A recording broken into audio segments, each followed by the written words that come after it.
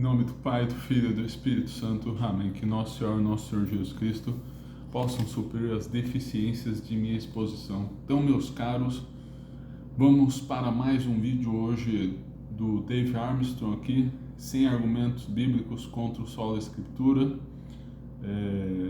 Estamos comentando este livro aqui, acho que já foram 7 vídeos, estamos na reta final, faltam uns 30 itens, e hoje tentarei fazer mais 10. Acho que é do 83 ao 92 que vou fazer hoje, mas enfim, vou para os itens já, 82 na verdade, pretendo fazer do 82 ao 92 hoje. Aproveitando, hoje é dia de Todos os Santos, vou deixar um vídeo aqui no card, espero, né? Às vezes eu falo e não coloco, ou na descrição também, ou melhor, nos comentários, colocar um vídeo sobre a intercessão dos santos na Bíblia. Geralmente uso a Bíblia de Jerusalém. Lá eu cito vários versículos. Um deles que eu acho interessante, que Santo Tomás o trouxe, foi de Jó capítulo 5, versículo 1. Grita para ver se alguém te responde, a qual dos santos te dirigirás? Então o versículo está falando, chama o santo aí e vê se responde. E nós católicos temos a experiência de que respondem sim.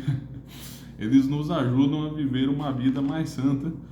Pedimos para não pecar, para não cirar, não olhar para a mulher do próximo, e os santos nos auxiliam a viver a lei de Deus. Então é algo comprovado na prática, a eficácia da oração, coisas de Deus mesmo, porque não é questão financeira, vou pedir para o santo me dar dinheiro. Não, a gente pede para fazer a vontade de Deus e a gente vê o progresso na vida espiritual.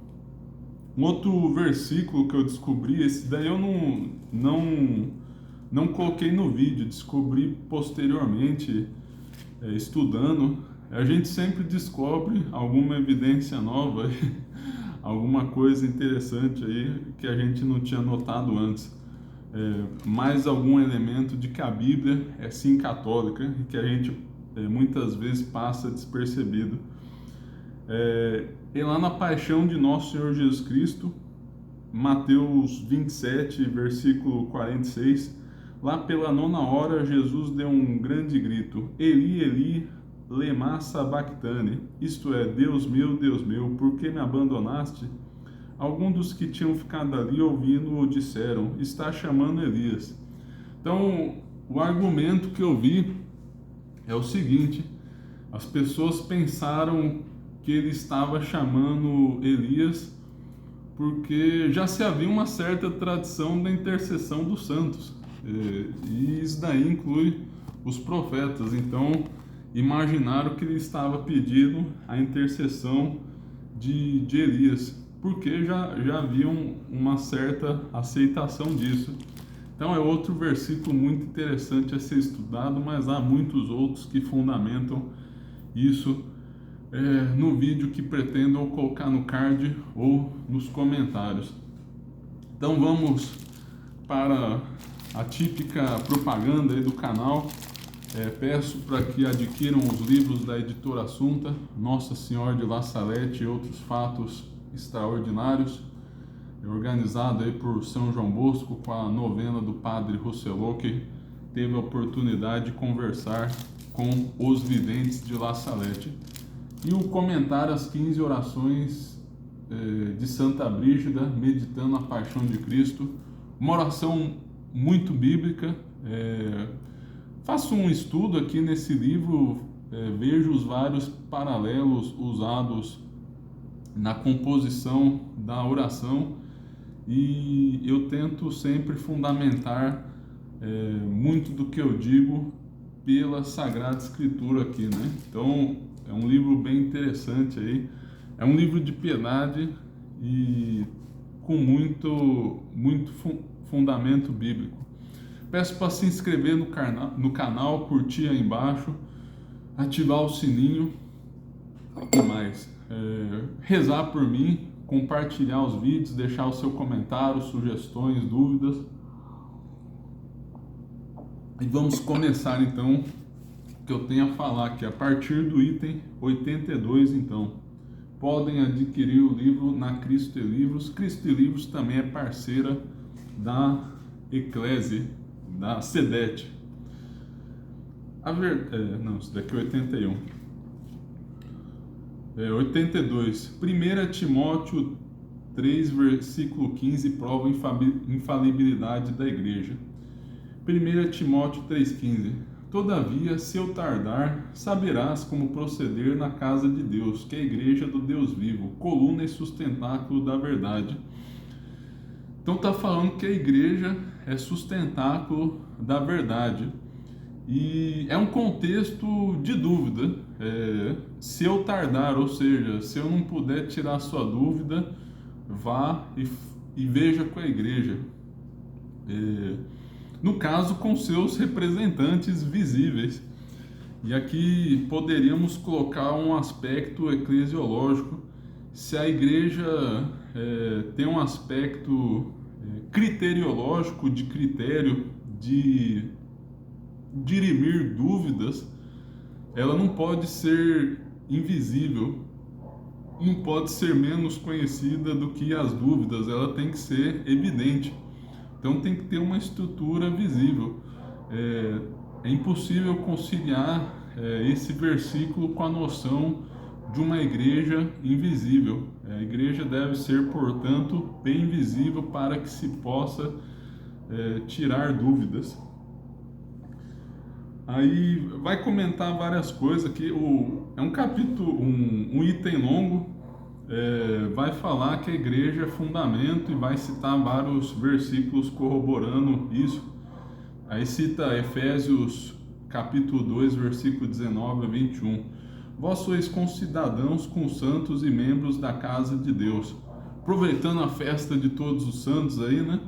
Concidadãos com os santos. Então nós estamos conectados à igreja triunfante, à igreja que já está no céu. Mas é uma outra história. Edificado sobre o fundamento dos apóstolos e dos profetas. Então está tentando dizer que a igreja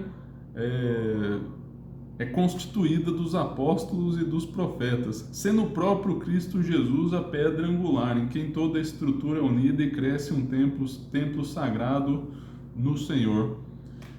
E então esse versículo aí está sugerindo a estrutura visível que os apóstolos, profetas, lembrando que os bispos são sucessores dos apóstolos.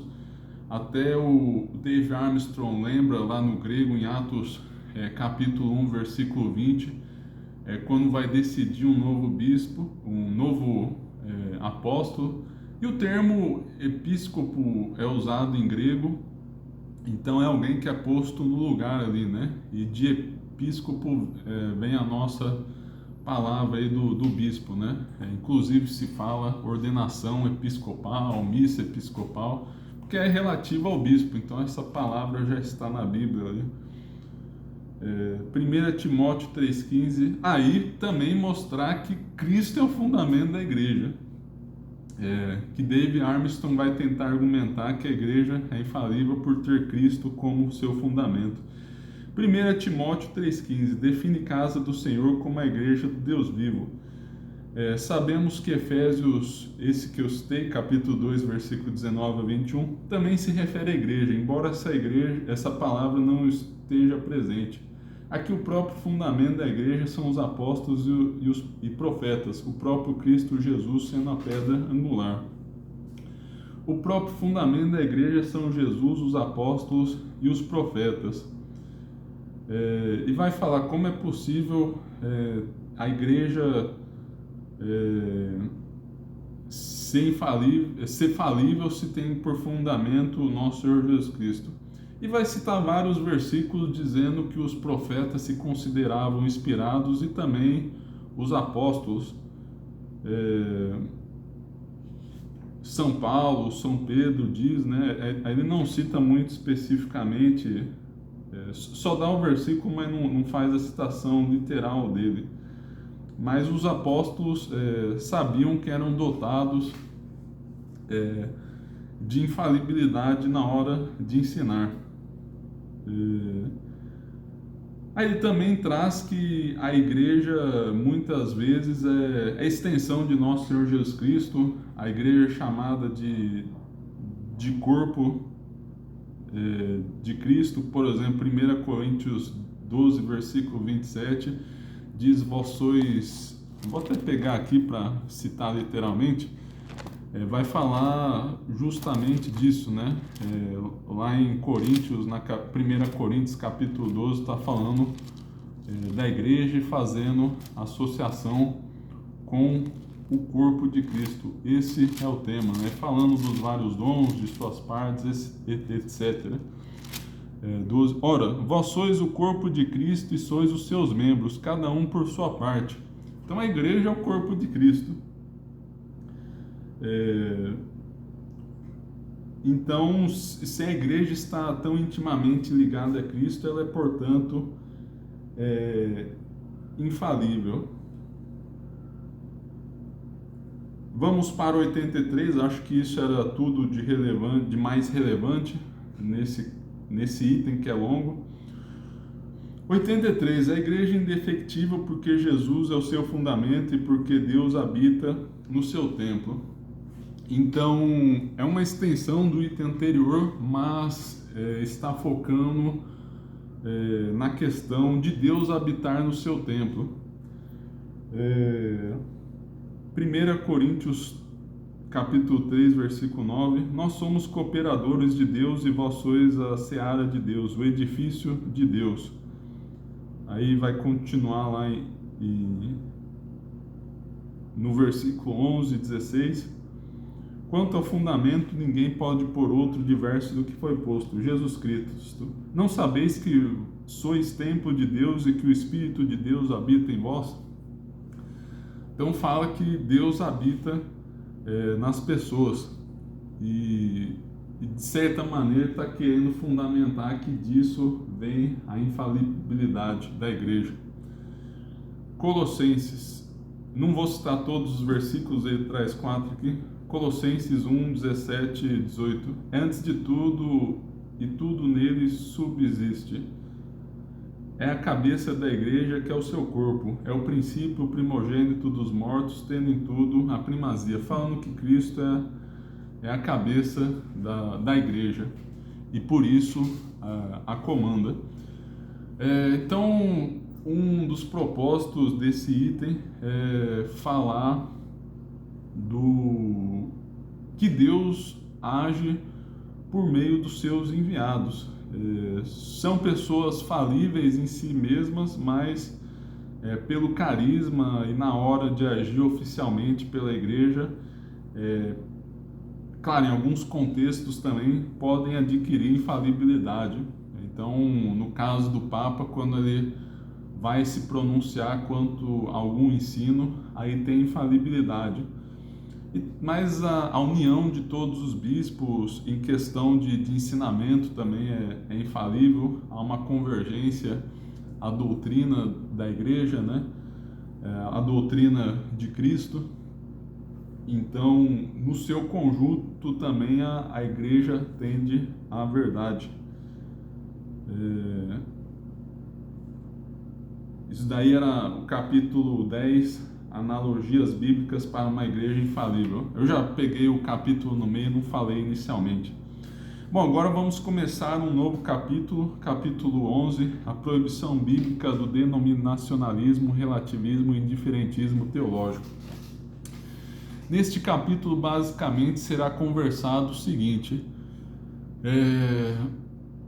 a própria Bíblia é contrária às divisões doutrinárias, às muitas divisões aí denominacionais, mas por outro lado também é contra o relativismo, e vemos tudo isso se manifestar no protestantismo. 84. O sectarismo protestante contradiz as exigências bíblicas de acordo doutrinário. Famoso versículo católico, todos os versículos da Bíblia são católicos, mas esse daqui reluz bastante. Efésios 4, versículo 15. Uma só fé, um só batismo.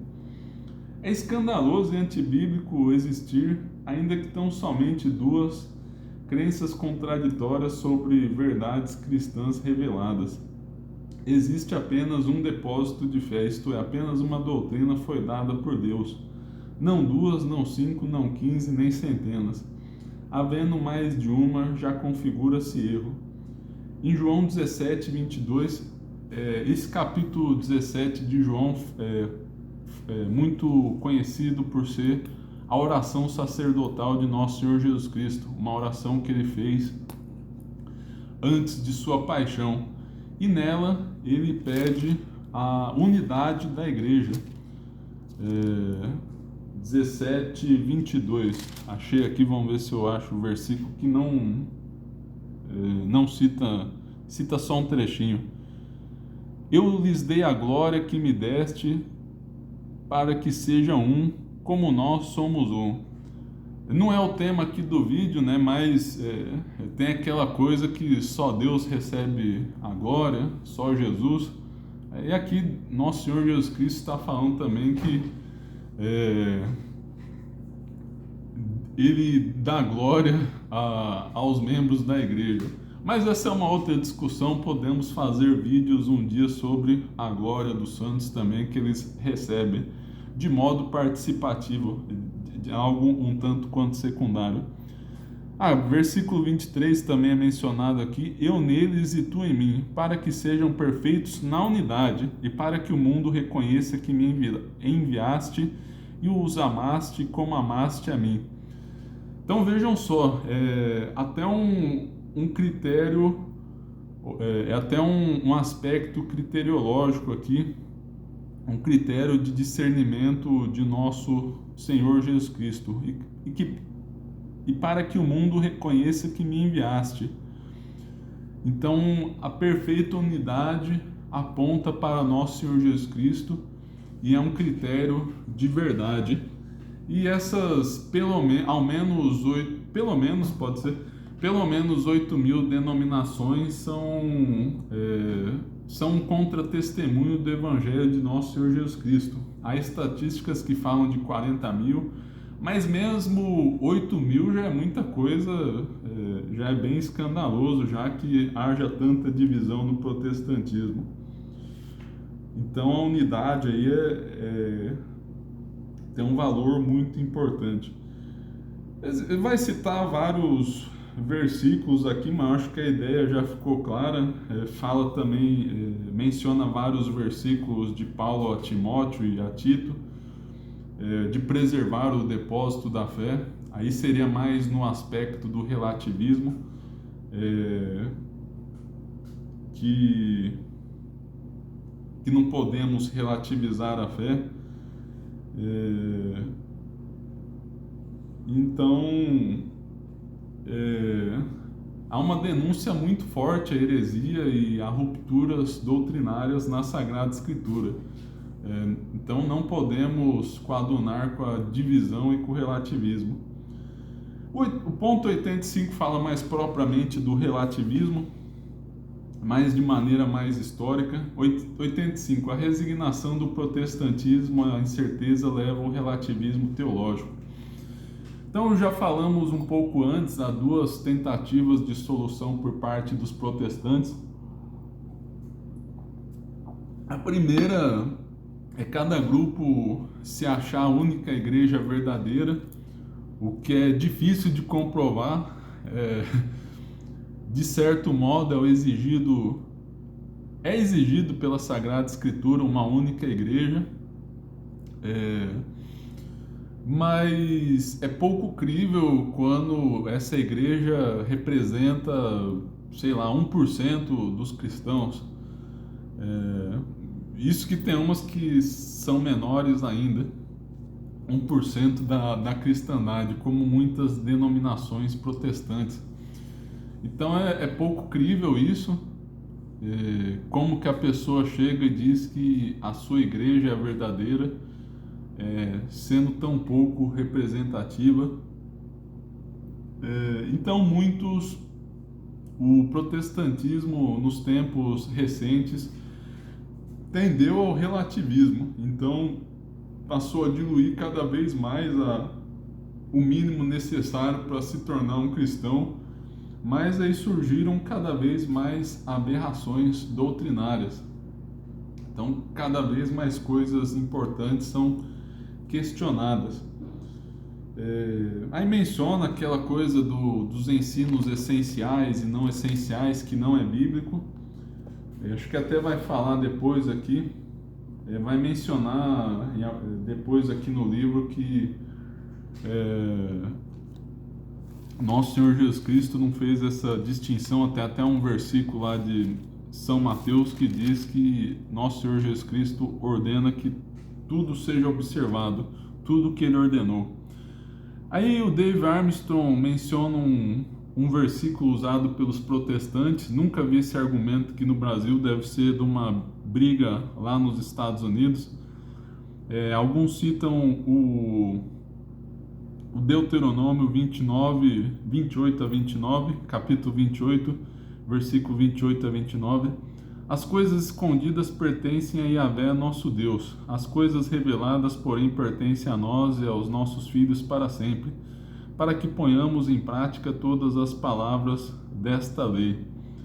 Então, o argumento seguinte: as coisas escondidas pertencem a Yahvé, nosso Deus, mas o próprio contexto diz que há coisas reveladas e que nos pertencem. Então, o que Deus revelou está ao nosso alcance pela sua graça. As coisas escondidas aí, como Dave Armstrong explica, quanto à presciência de Deus, a fatos singulares da providência, ao futuro, como quando será o fim dos tempos. Então, é uma interpretação bastante forçada para tentar comprovar o relativismo bíblico. Vamos ver alguns versículos. Aí fala da importância da verdade, né? São vários versículos nesta linha. Nós somos de Deus, 1 João 4,6. Nós somos de Deus. Quem conhece a Deus nos ouve, quem não é de Deus não nos ouve. Por meio disso, conhecemos o Espírito de verdade, o Espírito do erro. 1 João, capítulo 2, versículo 21. Eu vos escrevi não porque ignorais a verdade, mas porque conheceis e porque nenhuma mentira procede da verdade. Então, denunciando a mentira. João 16, versículo 13. Quando vier o Espírito da verdade, ele vos guiará na verdade plena, pois não falará de si mesmo, mas dirá tudo o que tiver ouvido e vos anunciará as coisas futuras.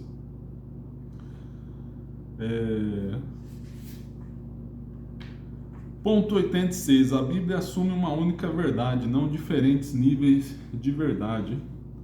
Aí, voltando um pouco sobre a questão de doutrina essencial ou não, aí tem o versículo que eu já adiantei antes. Jesus nos disse para observar tudo o que eu vos ordenei. Mateus 28, versículo 19.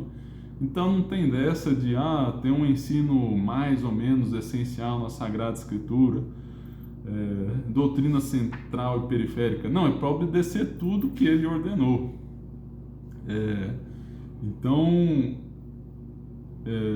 E como já argumentamos bastante ao longo desses vídeos, né?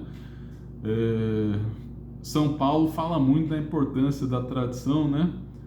Tem a 2 Tessalonicenses, capítulo 2, versículo 15, e várias menções espalhadas aí de vários versículos falando do ensino oral.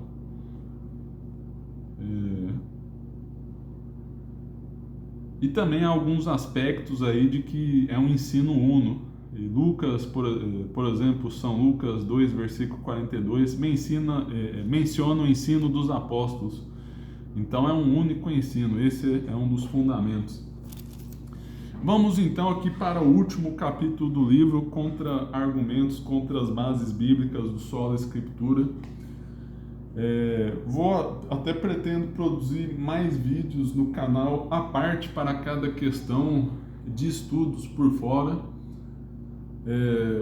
Vale a pena deixar bem claro que os supostos argumentos bíblicos a favor da sola escritura não têm fundamento.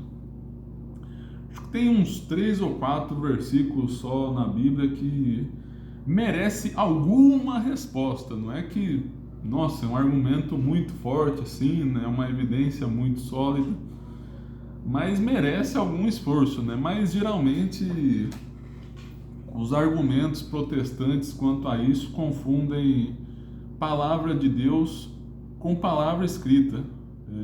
Ou seja, o que eles deveriam demonstrar, eles presumem.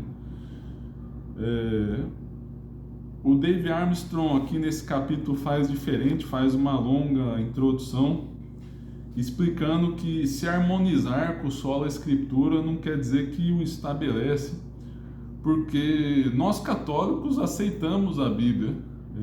Aí tem aquele raciocínio, né? Que defender a Bíblia implica sola escritura, o que não tem nada a ver, porque pode ser que haja duas fontes diferentes, mas que convergem entre si e apontam para a mesma doutrina, que são complementares. Então muitos têm um raciocínio implícito de que se Bíblia, então sola escritura. Mas não, isso daí não é verdade. É possível adotar a Bíblia em conjunto com outras fontes, como a tradição, por exemplo. Aliás, se houver... Enfim, tem vários lugares teológicos, mas eu ia falar que se houver uma outra fonte de revelação, só seria a tradição também, né? Se bem que há vários lugares teológicos que ajudam a raciocinar, a interpretar a palavra de Deus. E na verdade, muitos católicos também assumem a suficiência material das Escrituras. Então a Bíblia seria materialmente suficiente, mas precisaria de intérpretes autorizados, intérpretes infalíveis. Então, mesmo concedendo que a Bíblia fosse suficiente materialmente, ainda assim, isso não comprova o sola escritura, porque o sola escritura diz que a Bíblia é a única regra de fé, e que não há intérpretes infalíveis, não há uma tradição, um magistério que interprete infalivelmente. Então seria possível resolver as questões simplesmente analisando a Sagrada Escritura, que ela já tem todos os critérios para isso. E o Dave Armstrong diz o seguinte: esse versículo hipotético, se de fato existisse, o versículo que supostamente teria a sola Escritura, teria que ser mais ou menos assim: não considere nenhuma tradição escrita ou oral como suficiente para os propósitos de doutrina e agir, pois a palavra escrita de Deus na Sagrada Escritura é sua autoridade última e final, acima de qualquer igreja ou tradição. Muitos protestantes argumentam: mas não precisa estar explícito na Bíblia, o conceito está lá, pode ser algo mais discreto, vocês estão exigindo algo que não tem cabimento. Mas, irmão, por ser uma regra de fé, um ponto criteriológico de tamanha importância, é preciso que esse princípio esteja de modo bastante eminente na Sagrada Escritura, para que não tenhamos dúvida que esse é o único critério como regra de fé, que podemos julgar tudo à luz dele. Então, e ao longo de todo o livro foi argumentado que a tradição importa também, né? Então a hipótese alternativa aí é bastante eminente aí, né? Até falamos recentemente do 1 Timóteo capítulo 3, versículo 15, a igreja é coluna e sustentáculo da verdade. O contexto é de regra de fé, um contexto mais criteriológico, de dúvida sobre doutrina, né?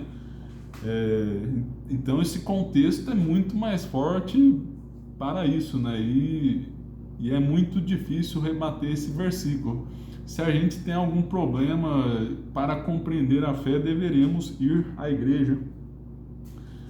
Então vamos começar aí, né? Alguns desses versículos são usados nos Estados Unidos, nem são usados aqui no Brasil. Pelo menos eu nunca vi, né? Deuteronômio 6, capítulo 6, versículos 6 a 9. Estas palavras que hoje te ordeno. Que estas palavras que hoje te ordeno estejam em teu coração. Tu as inculcarás aos teus filhos e delas falarás sentados em tua casa e andando em teu caminho e deitado de pé. Tu as atarás também à tua mão como um sinal, e serão como um frontal entre os teus olhos. Tu as escreverás nos umbrais da tua casa e nas tuas portas. Até esqueci de confirmar o contexto aqui, né? Mas enfim, do decálogo, né? Foi logo depois de receber a tábua da lei. Só confirmando para ter certeza e não falar besteira. Tem vários problemas nesse versículo aí, né? Na verdade, está tão longe de provar alguma coisa que é até difícil começar a criticar. A gente nem sabe direito por onde começar. Porque não fala de toda a Bíblia, até porque não estava escrita até aquele momento. Fala só o contexto imediato aí do decálogo, para decorar a lei de Deus. Ou mesmo que fosse o Pentateuco aí que seja, mesmo que fosse para decorar todo o Pentateuco aí, muitos livros da Bíblia seriam escritos ainda. Então, não é insuficiente para falar que para se decorar a Bíblia. Aliás, até por falar de decorar aí, né, de estudar tão repetidamente, é até suspeito, né, que seja conhecer a Bíblia por completo aí, né? Poucas pessoas seriam capazes de decorá-la aí, né? Tem alguns autores católicos aí que conseguiram, né? Dizem que Santo Tomás tinha decorado a Bíblia, Santo Agostinho, Santo Antônio, Cornélio Lápide, mas aí são pouquíssimas pessoas que conseguem ter esse domínio da Sagrada Escritura, né? E que mais? Enfim, e também não é um contexto de regra de fé. Ou seja, está muito longe de provar que assola a Escritura. Porque fala, não, decore este livro da Bíblia, esta página da Bíblia, mesmo que for para decorar, vamos supor que sim. Não está falando, não está dito, não está escrito, não use a tradição, não se valha da tradição. Está dizendo apenas para você memorizar e estudar bem a Sagrada Escritura. 88, Salmo 119, versículos 159 e 160. A tua palavra é a verdade. Isso já discutimos anteriormente, esse tipo de coisa. Está presumindo que palavra seja palavra escrita e também presume que a palavra escrita seja suficiente. Mesmo que fosse palavra escrita, não está falando somente só palavra escrita é a verdade. Então, dois problemas. Está escrito aqui, né? A tua palavra é a verdade. Essa palavra não é dita nem que é escrita, e não está falando que somente ela, que temos que excluir outras.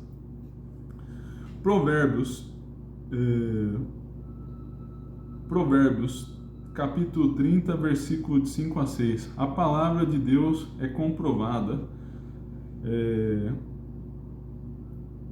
A palavra de Deus é comprovada, ela é escudo para quem nele se abriga. Não acrescentes nada às suas palavras, porque te responderás e passarás por mentiroso.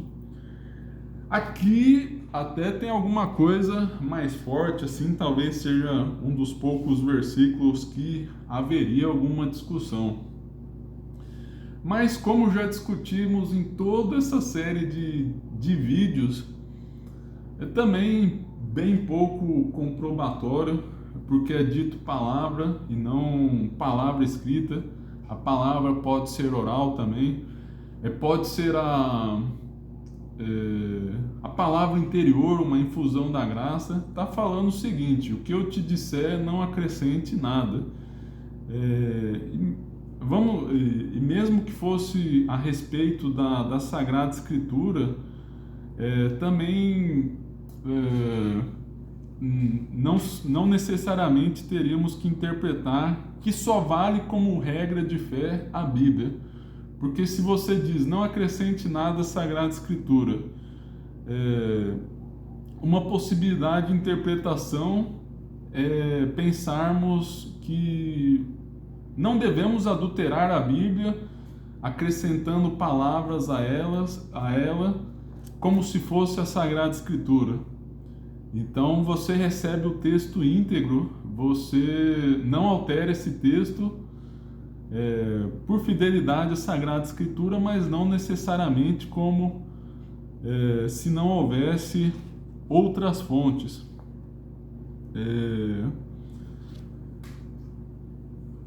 Pensei num exemplo aqui, pode ser, sei lá, não sei se este exemplo vai ser muito bom, mas pegue várias leis aí de vários órgãos diferentes. Vamos pensar na Constituição brasileira, mas também a lei de cada estado. Aí alguém diz, não acrescente nada à lei do estado de São Paulo. Isso valerá para a Constituição brasileira, que inclusive neste exemplo está acima. Só um exemplo, não necessariamente, não estou dizendo que a tradição está acima da Bíblia, não é esse o ponto. Estou dizendo o seguinte, né? Pode haver várias fontes da lei, até vários textos escritos, e se você fala não altere esse texto, não quer dizer que ele é único, entendeu? Então de uma coisa não se conclui a outra. 90. Isaías 48, a palavra de nosso Deus subsiste para sempre. Bom, dois problemas então, novamente, a questão da palavra, o que significa essa palavra, se pode ser a palavra escrita, a palavra verbal, ou se pode ser até a palavra infusa, a palavra dentro do coração do homem, já num sentido mais conceitual. Então podem ser várias verdades. E o Dave Armstrong discute o subsistir para sempre. É um outro ponto aqui que também enfim, né, mesmo supondo que essa palavra seja escrita, esse subsiste para sempre não é sinônimo de única, porque as duas fontes podem subsistir para sempre. Inclusive, teoricamente, até coisas negativas podem subsistir para sempre. Nosso Senhor Jesus Cristo diz: pobres sempre tereis. Claro, nesse clima aí de justiceiros virtuais, né, sempre bom esclarecer. A pessoa pobre é boa, mas a pobreza que ela tem não é uma coisa boa.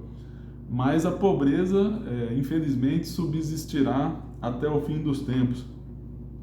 Mateus 24, 25. Minhas palavras, porém, não passarão. Basicamente o mesmo raciocínio que usamos no item anterior. O fato de uma palavra ser para sempre não quer dizer que é a única. Aqui, claro, é nosso Senhor Jesus Cristo falando no Evangelho de São Mateus, aí sim é uma coisa boa, mas é claro, né, também Isaías é coisa boa. O que eu estava dando exemplo é o seguinte, que coisas ruins podem subsistir para sempre, que isso não é critério de unicidade, enfim, né? que por ser para sempre, disso não se conclui que seja única, está concluindo a mais. Já foi muito discutido no livro Nosso Senhor Jesus Cristo, primeiramente, aliás, ele ensinou de maneira verbal e só depois de muitos anos que seus ensinamentos foram escritos. Isso é até bastante significativo, porque provavelmente foram escritos quase 30 anos depois de sua morte aí. Claro, há várias estimativas, mas muitos do que foi escrito do Novo Testamento aí foi uns 30 anos depois da morte de Nosso Senhor Jesus Cristo. Isso é bastante significativo, porque certamente os apóstolos viveram com a tradição durante muito tempo. E nem tudo que Nosso Senhor Jesus falava, o Dave Armstrong até argumentou em outro item, que também comentamos aqui nesta série de vídeos, só estou lembrando a vocês. Por ser Deus, uma pessoa divina, Nosso Senhor Jesus Cristo, duas naturezas, verdadeiramente homem, verdadeiramente Deus, tudo que ele falava era verdade e relevante, mas ele não é, na expressão aqui do Dave Armstrong, uma máquina bíblica falante. Então nem tudo que ele falou foi anotado, e é possível que ele tenha dito coisas autoritativas que não foram para as Sagradas Escrituras e que chegaram até nós por meio da tradição. E, enfim, o versículo, eu estou tentando alongar algo que é muito simples, na verdade. Minhas palavras, porém, não passarão. Em nenhum lugar desse versículo, do contexto, é possível concluir que ele disse tudo, que são únicas e que são escritas. 92, João 20, 30, 31. Isso daqui é até interessante discutir. Esses, porém, foram escritos para crerdes. Jesus fez ainda diante dos seus discípulos muitos outros sinais que não se acham escritos neste livro. Esses, porém, foram escritos para crerdes que Jesus é o Cristo, Filho de Deus, e para que, crendo, tenhais a vida em seu nome. Então é engraçado que nós católicos usamos este versículo, e justamente até, creio, para falarmos que nem tudo o que nosso Senhor Jesus Cristo fez foi escrito, né? Que ele também fez muitas outras coisas. Mas o protestante rebate dizendo o seguinte, né? Esses, porém, foram escritos para crerdes que Jesus é o Cristo. Então ele está dizendo que disso se conclui que só a Bíblia seria obrigatória, só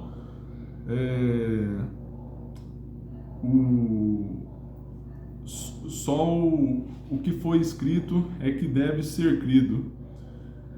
É algo até interessante de ser debatido, mas mesmo assim não resiste a um raciocínio, uma investigação mais profunda. Qual que é o verdadeiro sentido aqui, né? Está dizendo o seguinte: seria bom, seria conveniente escrevermos alguns atos de nosso Senhor Jesus Cristo para darmos testemunhos de seus milagres, para que vocês tenham fé. Ele não está falando que tudo foi apresentado na Sagrada Escritura. E, como já falei antes, os protestantes teriam ainda que passar pela hipótese da suficiência material da Escritura, defendida por muitos católicos. Inclusive eu defendo essa tese, que mesmo que houvesse uma suficiência material, ainda assim seria preciso uma autoridade infalível para discernir o que é a doutrina ou não.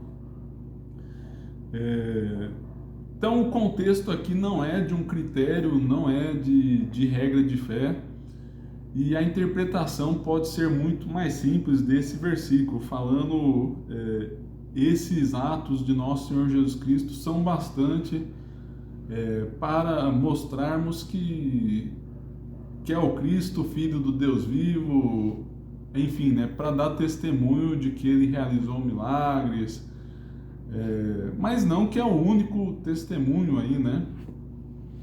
Então, não necessariamente daí se conclui o sola scriptura. E por mais forte razão ainda, essa questão toda criteriológica aí que eu mencionei. Então é isso, meus caros. Estamos quase no fim. Até a próxima. Rezem por mim. Em nome do Pai, do Filho e do Espírito Santo. Amém.